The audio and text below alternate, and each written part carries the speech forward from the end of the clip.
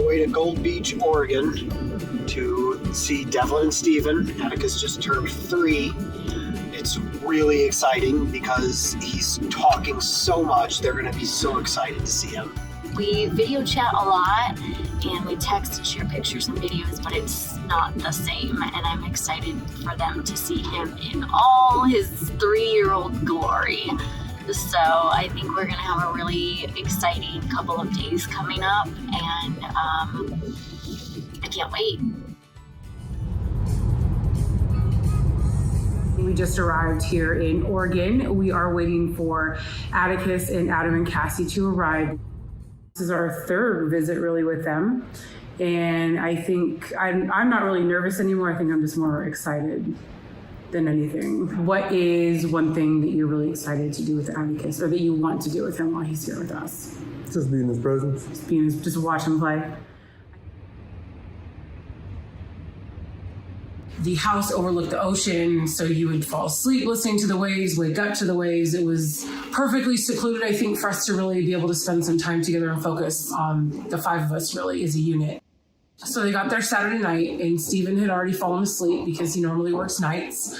And so I saw them pull in the driveway, and I ran downstairs. We had the whole house ready for them. When I looked inside the car and Atticus was in the back seat, I thought for sure he would be asleep. I watched him the whole time, and as soon as he saw her face, his face just lit up too. And I think that for me kind of set the stage for what our visit was going to be like.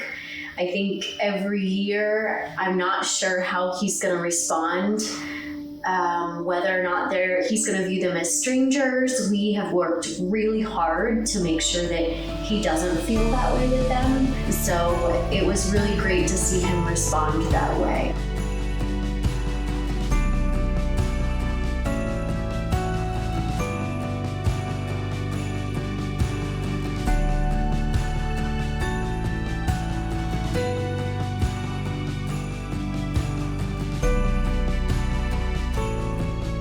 First full day on our visit, we all 5 of us went down to the beach. It was really good to see Stephen interacting with Atticus down there. You know, Atticus had no problem grabbing his hand, and I think even on that first trip down to the beach at one point, he looked up and he said, "Come on, Papa Stephen." On our second full day, it rained all day, and it was actually kind of nice. This just gave us a reason to stay inside and enjoy the company. Devlin and Atticus baked muffins.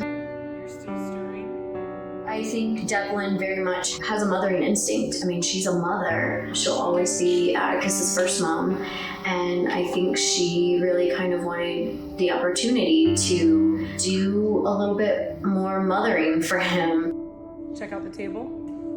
For Cassie to let me prepare Atticus's lunch and eat with him and do those day-to-day things that I would normally do with him, I think was really, really nice. It felt great, and they were just so supportive. And I think that we've really learned how to respect each other's boundaries really, really well. Does that work for you?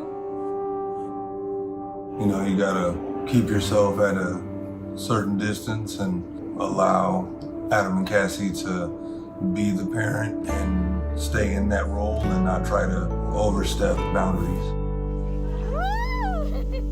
I do find it very cool that we get to have these really fun experiences, and we get to do them with Atticus and Adam and Cassie. And I guess I didn't expect that to happen. Once we decided that we were going to move forward with the adoption, I didn't think we were going to get to spend so much time with him, be it on television, doing a video chat, or in person, or just on the phone.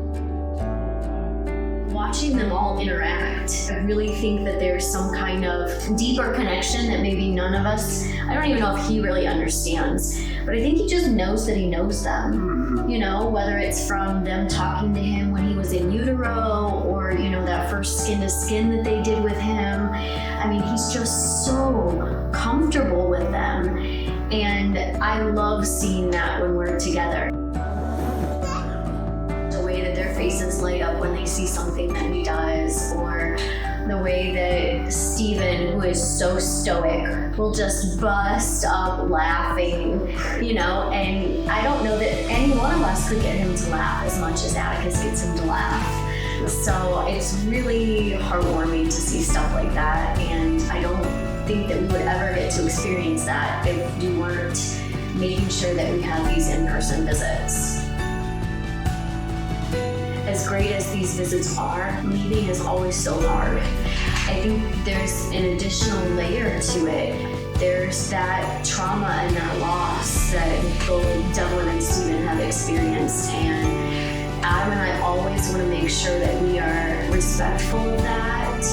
And I think one of the best ways that we can do that is to make sure they know that that wasn't the last time that they're going to see Atticus.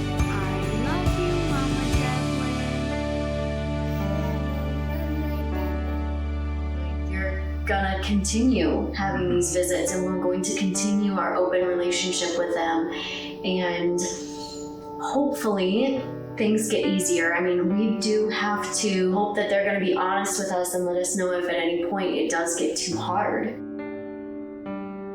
But I love knowing that he's going to grow up with all of these strong feelings around him, and to know that he's loved and cared for, and that we are all willing to work so hard for him to make sure that he has the best relationships with all of us.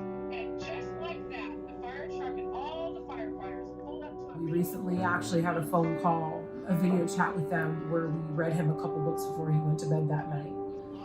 What a privilege for us. What a blessing for us.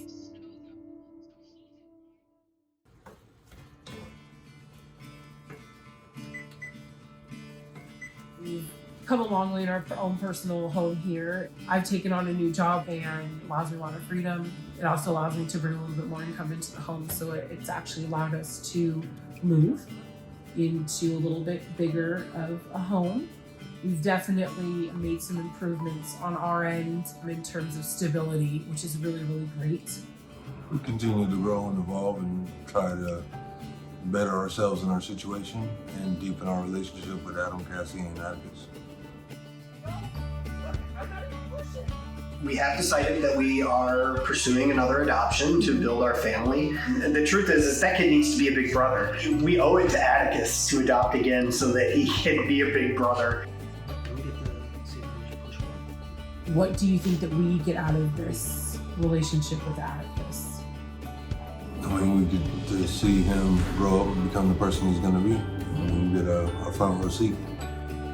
I don't think that's ever something I won't ever be grateful for, is that he may not be here with us, but it still feels like he is to a certain extent. But I think at the end of the day, it makes things a lot easier, knowing that he's safe and happy and very well fed and adorably dressed all the time. He's such a cutie pie. When is your birthday? August 19th. Good job, August 19th. You are so smart. Do you know that? You know, one of the things I didn't expect about the open adoption is that you've got a built-in set of people to brag about your kid to. Mm-hmm. We take pictures of him doing something cute, or we want to talk about how smart he is, and anybody else in our lives, even our parents, at some point they're going to get sick of us bragging about our kid. But not Devlin and Stephen. We know that no matter what it is, no matter how small it is, when he does something cute that we just need to share with someone, they want to hear it. They want to see it. What do you think that Atticus is going to get out of this ultimately? I mean, we feel like we put him in the best situation for him to get the most out of life. I think that he'll be able to look back and know that we were there as much as possible for all of us, and that we are always open to any type of relationship or communication that he wants to have with us. And I think that being a part of his childhood, as he gets older, we're never going to be strangers. He's always going to know not just who we are, but we were there for, certain adventures that he had growing up. Show Mama Devlin and Papa Stephen what you hear when a rocket takes off. Yes, we don't know for sure what everything's going to be, but there's a lot of love, trust, and there's a lot of dependability between all of us for him.